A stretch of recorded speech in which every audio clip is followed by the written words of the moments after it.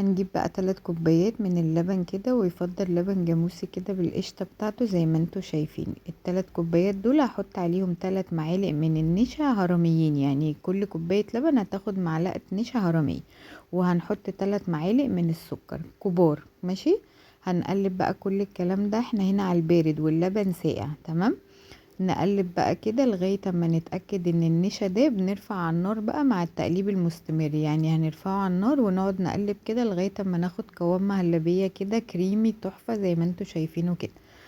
هننزل بقى بكيس من الفانيليا، هنا احنا مش على النار، هنقلب بقى كده ونجيب بقى كاسات كوبايات اطباق اي حاجة بقى عايزة تحطي فيها نغرف فيها، بس ايه هنعمل نصها مش هنملاها على الاخر. خلاص هنعمل كده نصها، انا هنا حطيت في كوبايات وحطيت في اطباق بس، وهنسيبها بقى تهدى كده شوية. هنعمل ايه بقى، هنجيب كوباية نحط فيها معلقتين كبار من النشا، وهندوب النشا ده في كوباية من اللبن. ممكن يبقى لو مفيش لبن ممكن يبقى مية عادي، مش لازم لبن يعني، مش ضروري.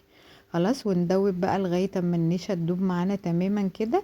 هنجيب بقى عصير من المانجا، هنا دول ايه حوالي كوبايتين كده من عصير المانجا. لو مش عندك مانجا ممكن تعملي جيلي مانجا، يبقى لما تعملي جيلي مانجا مش هتحطي اصلا النشا دي. بس انا ايه كان عندي مانجا فعصرتها كده وحطيت عليها كوباية من النشا زي ما انتوا شايفين، معلقتين كبار يعني.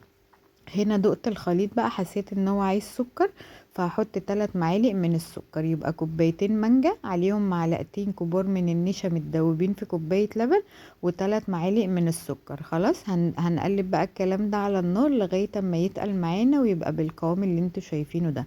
هنسيبه يهدى ايه حوالي 5 دقايق كده مش اكتر، هو لسه بيطلع دخان بس هدي شوية.